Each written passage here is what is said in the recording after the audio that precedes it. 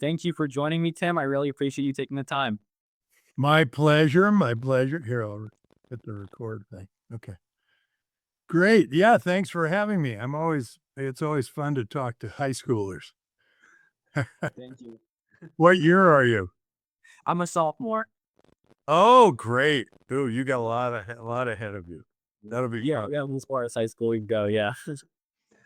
Um, so I just kind of want to start off going over your career so you can give insight to students and high schoolers and anyone looking to get into venture capital or becoming an entrepreneur about the path you took. So I want to learn a little bit about your early life. If I'm correct, you grew up in Atherton. What was that environment like? How did you feel it shaped you, etc.? So growing up in Atherton was very rural at that time. Now it's a very lot of fancy houses because they had a 1 acre minimum, but that was mostly because it was a rural property. And so we would cut across each other's yards to get to different places. We used to say, take a shortcut. And it was never a shortcut, but it was always an adventure. And we had, I went to school with a bunch of other kids and we had fun. It was occasionally dangerous because some of the kids would get a hold of a knife or a gun or whatever. But it was also really a great way to grow up. Plenty of space, plenty of opportunity to get into trouble and not make too much trouble. And then I was particularly good in math. So and I was hard to. My mom had 2 daughters before she had me, and so she didn't really know what to do with a boy. And um, I always broke curfew, and finally, she suggested that I was also good in math, go away to high school. So I went and I lived in Massachusetts for 4 years, and went to Andover, and that was, pretty fundamental to my training because um, I got to make a lot of my own decisions at a pretty early age rather than having my parents make them all for me. And, then I came back to Stanford. First 2 years at Stanford were very easy for me because Andover was particularly tough academically.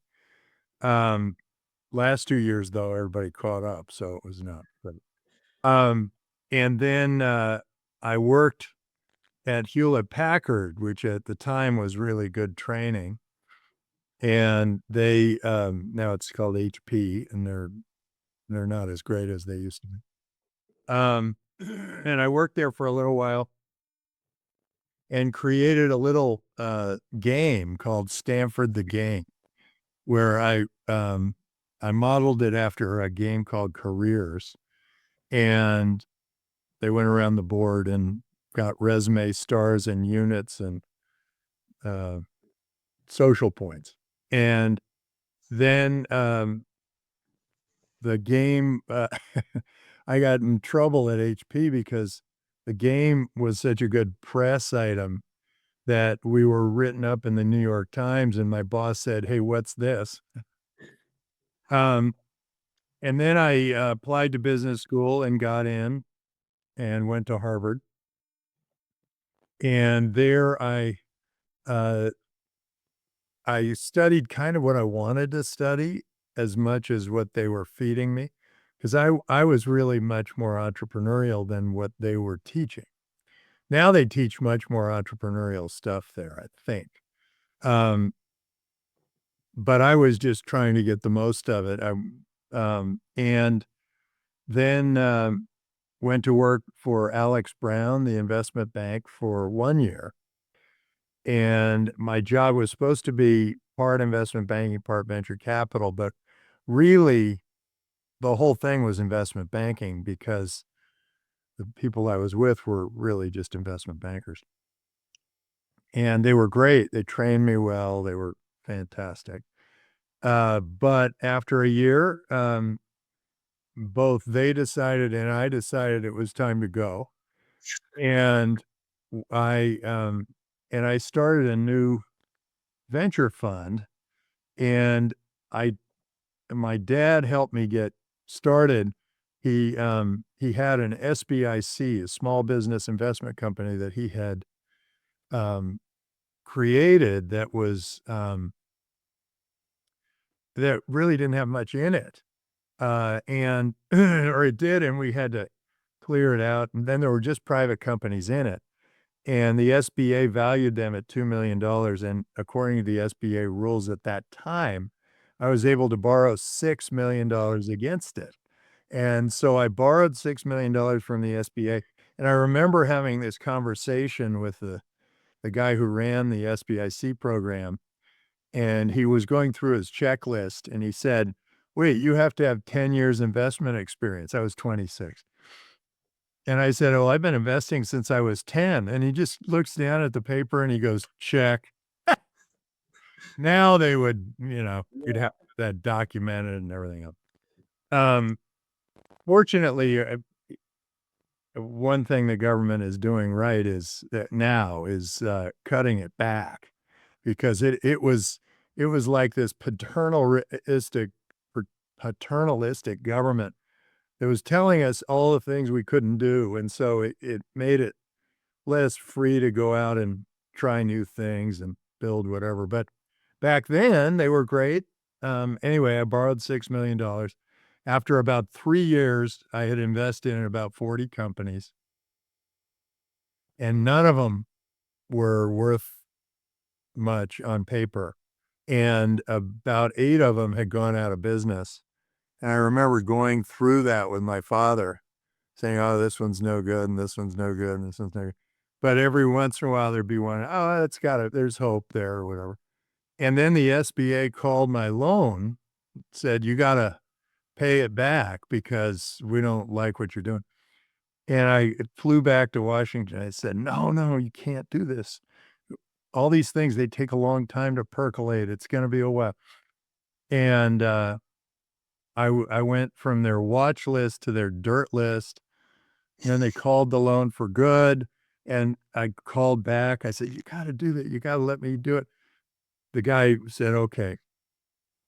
And about 6 months later, the IPO window opened up, and I had 5 IPOs in my portfolio, that companies that I had seeded, and, one of them was Parametric Technology, PTC. You're in New England, right? I am Greenwich, Connecticut. Okay, so it's still the biggest software company in New England, PTC. And, we funded them. I got Don Feddersen in, a guy who knew a lot about mechanical computer-aided design, and, he took the board seat, and the company just took off, and it was a huge success. And it paid back all the SBA. It paid back, the $2,000,000 my dad had, put up on the thing. So I was off to the races. I brought in John Fisher. 2 of us raised, a fund. The way that we raised the fund was we started very close to home, hoping that we'd get money from family and friends. We got a little bit, but then, we looked at it as an onion. So you start with your family and friends, you get a little bit of money, and then you ask them to introduce you to other people, and then those other people are a little bit richer, and then they introduce you to other people, and then pretty soon you're reaching people who can fill out your fund. And so John Fisher and I put that money to work, in about 20 companies, and things went very well, and then we hit the internet just right on our next fund with Steve Jurvetson, and we were the number 1 venture fund in the world at that time. And so I went from the dirt list of the SBIC to the number 1 fund in the world, where the SBA put my picture on their wall as venture capitalist of the year. I mean, your fortune can come and go, and the press can like you and hate you, um, but you just gotta love what you do. I love what I do because I'm helping people get their start. Coming out of high school, coming out of college, you're going to go, hey, I want to start a company. And then you're going to go, what do I do? Where do I start? I don't have any money. I don't have any idea. I don't have anything. Um, and probably best to start with a job of some sort. And then that job will give you an idea. And then you can build on that idea. Some people straight out of college create businesses and they're hugely successful. Bill Gates dropped out of college. So did Zuckerberg. So did Larry Ellison. So did Steve Jobs. So if you want to be a $1 trillion business, drop out of college. It seems like the strategy. It's a bit of a long shot, but it'll work for some of you. Then I just kept doing what I do. I love what I do because I get to meet a lot of interesting people.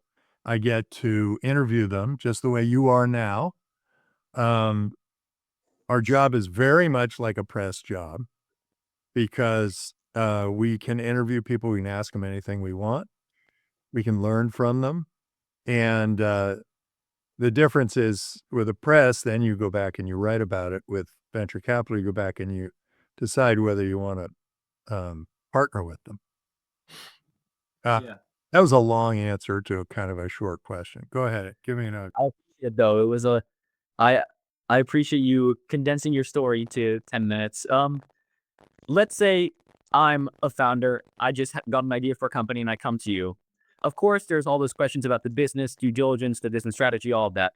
But to get to know me as a founder, what are some questions you usually ask when talking to founders? Why are you doing this?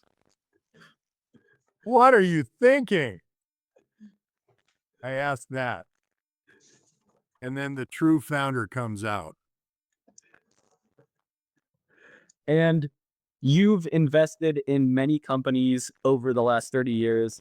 Hotmail, Robinhood, Coinbase, a bunch more, Baidu, a lot of those companies. What are a couple of them that you think has had the biggest impact on the way people live today? And what were the stories behind investing in them? How did you meet the founder? How did you invest? Yeah. So I'd say the one that probably had the biggest impact on the world was Hotmail, because it used to be that you had to write something down on a piece of paper and then fold it up and lick poison and put it into an envelope and then lick more poison, put a stamp on it. And then you would hope that within 3 days in the US or within 20 days internationally, that it would arrive at their house. But Hotmail made it so that the letter arrived instantaneously. And I think that communication has been absolutely critical for the world, for the growth in the world economy. I think it's been really important. It's pretty easy for me to do business. I've got funds in many different places that I'm associated with. I was just in Argentina with one of them. Argentina might as well have been on another planet when I was before Hotmail. And they came up with web-based email. And then I said, how are you going to get it out to everybody? And I said, can't you just put it on the web? And they said that would be spamming.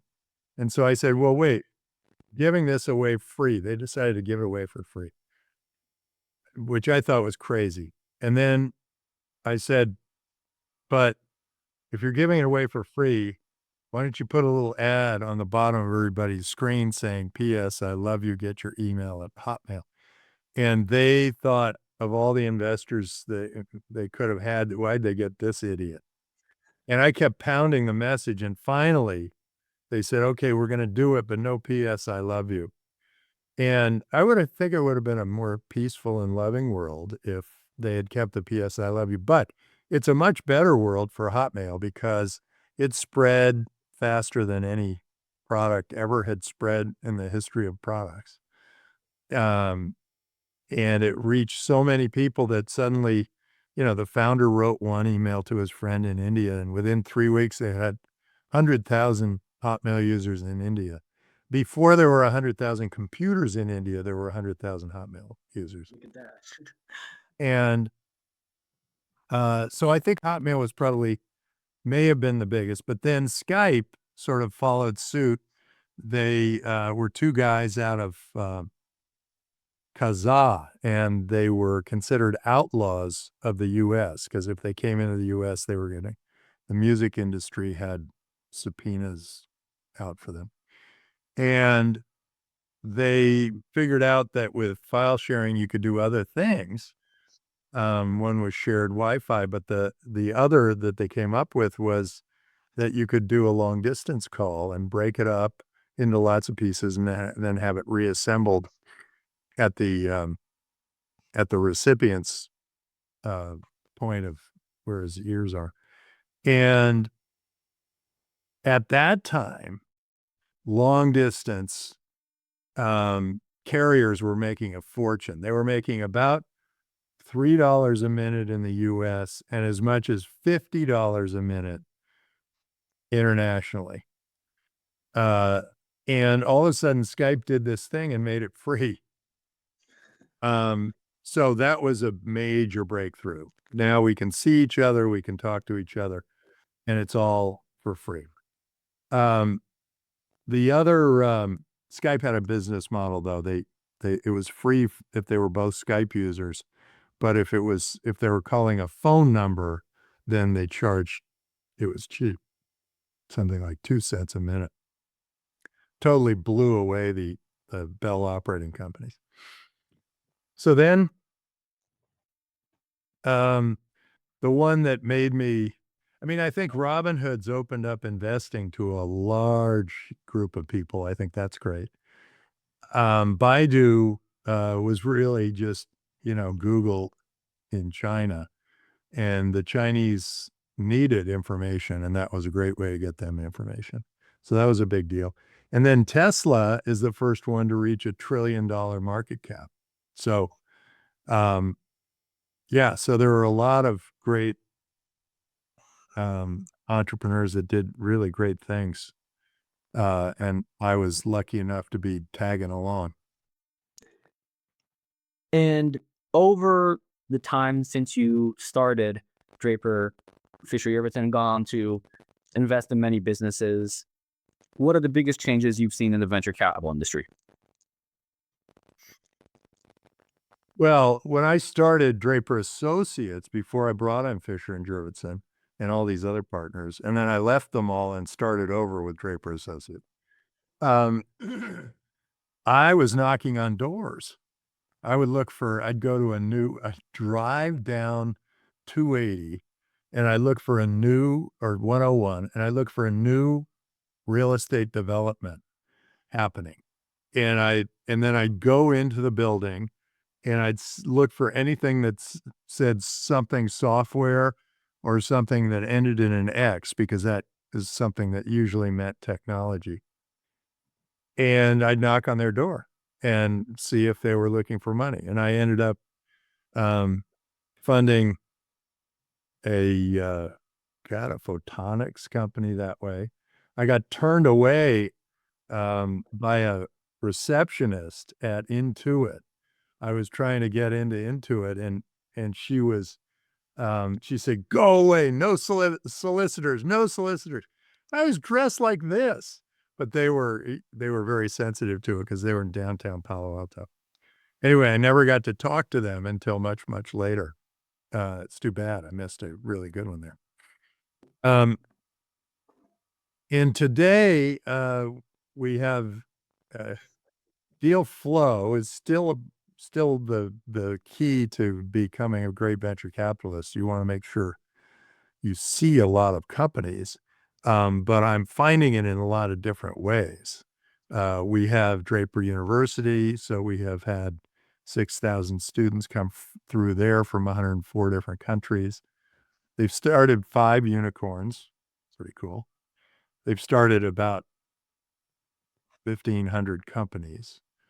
But those companies are good deal flow for us, but so are all the friends of all the people who have gone out from Draper University. And so we're their first point of contact. And then Meet the Drapers is now a show with a lot of viewers. And so Draper Associates gets a lot of deal flow from viewers of Meet the Drapers or contestants of Meet the Drapers who didn't make it or contestants that did. And then our finalists, of course, are usually pretty darn good companies.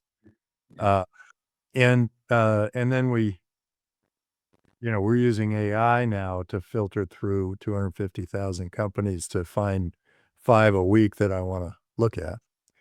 And then let's see what else has happened.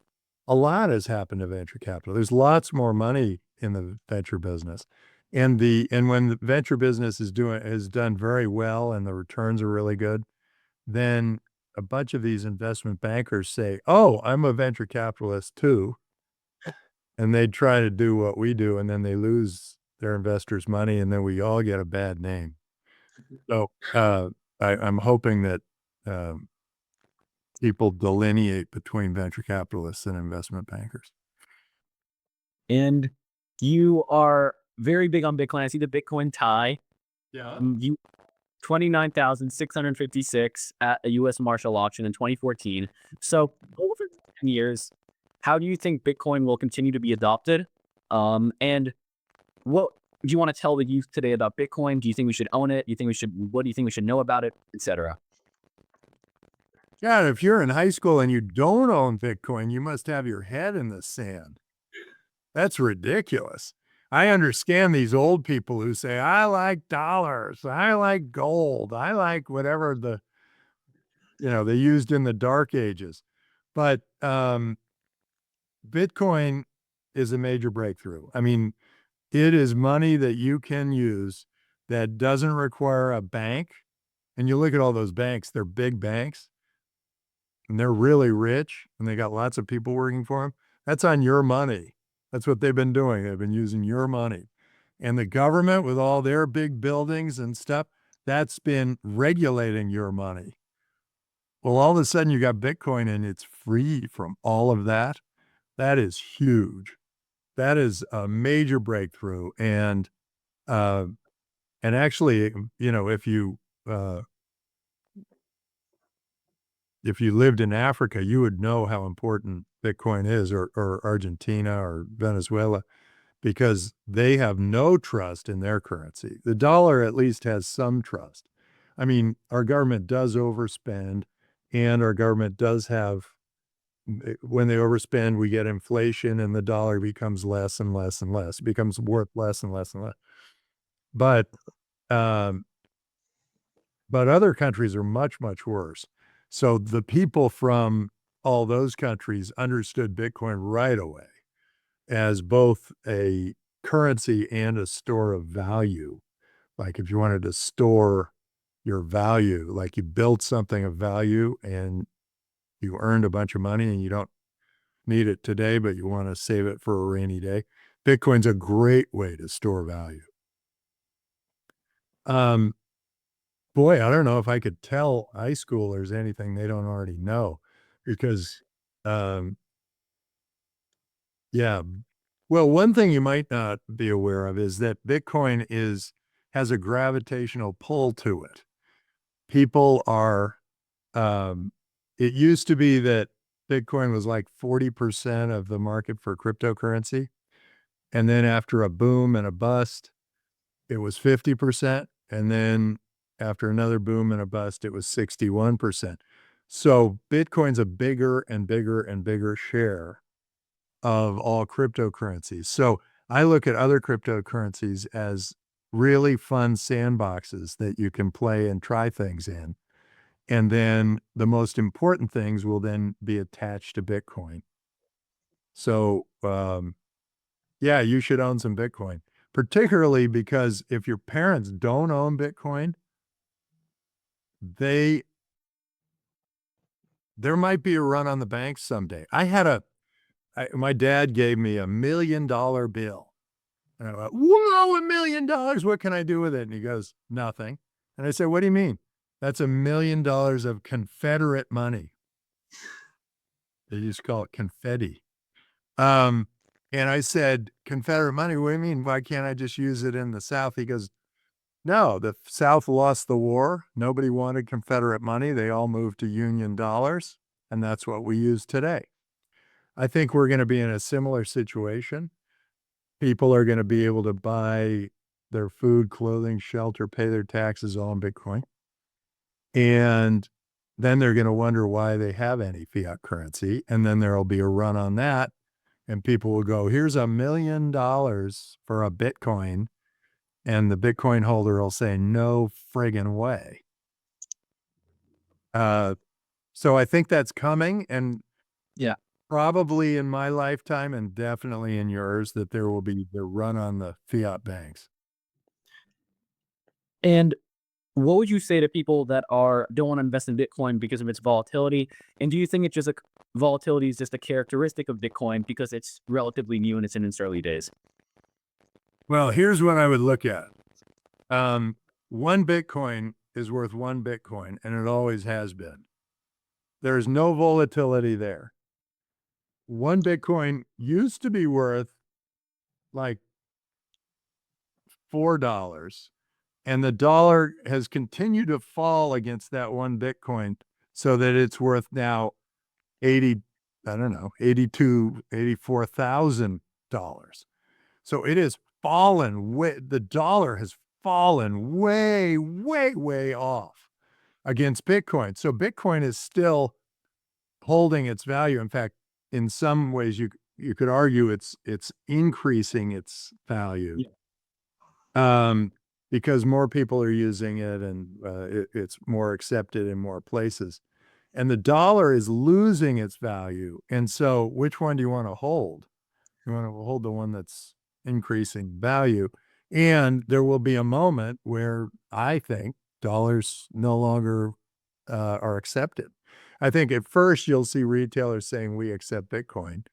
And longer term, you'll have big retailers say we don't accept dollars or we only accept Bitcoin. So yeah, I'm holding on to my Bitcoin and I'm buying more. And recently, especially under the new administration, a lot of people from Silicon Valley have entered politics. What do you think about that? And would you ever enter politics? Well, I suggested that once to my wife that I would run for president, and she said, you can do that with your next wife. I guess that's a no. That's a no. But I think it's great that you're seeing business people go into government right now because our government had no natural predator and it was out of control. It was spending out of control. Government spending as a percentage of GDP was on a tear. It went from, 0 back in 1850 to maybe 8% in 1908 to about now it's more than half. So more than half of our money is now spent by the government, not spent by us. So it was just, and there was no natural, nothing that could keep government accountable. And that's when you start becoming like a socialist dictatorship, when you have a government that's not accountable to anybody. And so what I think they're doing now, but it's not 100% clear, is they are shaking it up, and they're making it work for all of us. Because when Facebook has a layoff, nobody even blinks, but 10,000 people lose their job. When government has a layoff, they're screaming at the top of their lungs like, oh, how unfair. And that when there are these people who, I don't know, it's probably worth it to watch some of these people whine because they say, well, I would have taken a private sector job, but I would have had to work too hard. So I took a government job. And now they're saying I'm losing my government job. It's like, get up there and work, lazy turd. Anyway, government is due for a change. So I'm kind of glad they're doing it, and I feel like Elon Musk is a gift from the gods. Guy's extraordinary. And let's say I'm coming out of high school or college, I have a business idea, and I want to pitch it to a VC. How do I test the idea before pitching it to you? Yeah. You know, one thing that everybody thinks is that they've got to hide their idea. But your idea, even if somebody else heard it, is different from what they would do with it. So what I would do is I would tell everybody you know what you're doing. And I would not say, should I? I would just say, this is what I'm doing. I am building a teleportation device.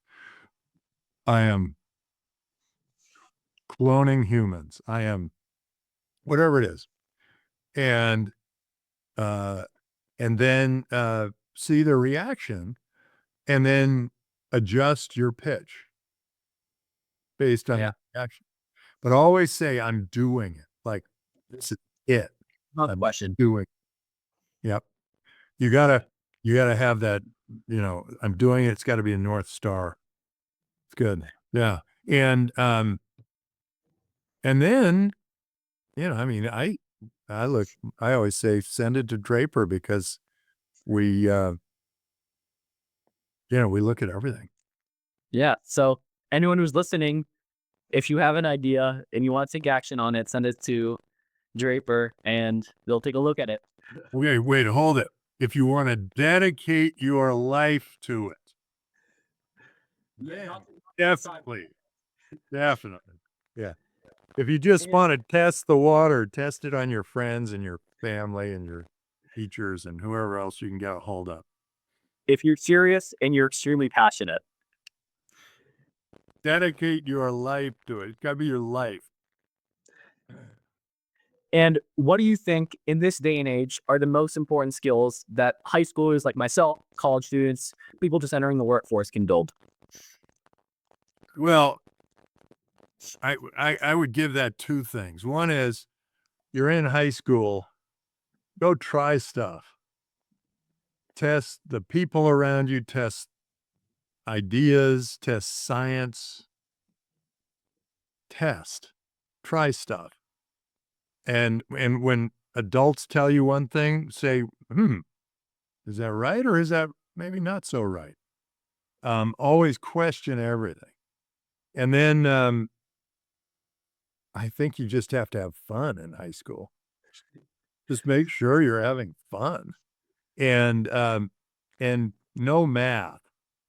Even if you have a bad teacher, learn your math. Just math, and some science. Science is important too. And history a little bit, but mostly math and science. No math. Math is money. Science is innovation. Learn those two things. Yeah. And you've worked with some of the most successful founders and CEOs. You've worked with Elon Musk. You've worked with Vlad Tenev, Robin Lee, Brian Armstrong, just to name a few. What are some of the common themes you've seen across great CEOs you've met, great leaders? They were purely focused and dedicated to what they were doing, and they had great certainty about its success. They were sure it was going to work. Just 100% sure it was going to work.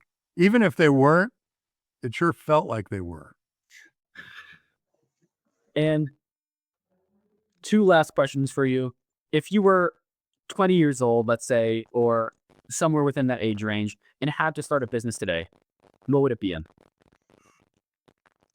I would probably put together a DAO and challenge governments. I would create a government up in space or 11 miles offshore. I would create a government that is because all of government services, almost all of them, can be done virtually. Yeah. I think that's what I'd do. Yeah, I think that's what I'd do. I'd create a government. Um, I'd also play around with AI in every way I could. I'd try making ChatGPT or Perplexity or whatever do everything you can think of. And And and have it write your papers for you, but then rewrite them yourself. And have it do your math for you, but then redo it yourself. You will learn a ton from AI. So spend some time with that and buy some Bitcoin and get a ledger and hold on to your Bitcoin and see what it feels like to own your money, yeah. not have the bank and government own your money. And one last question we ask all our guests. If you had to give one piece of advice to your 15-year-old self, I'm 15, what would it be?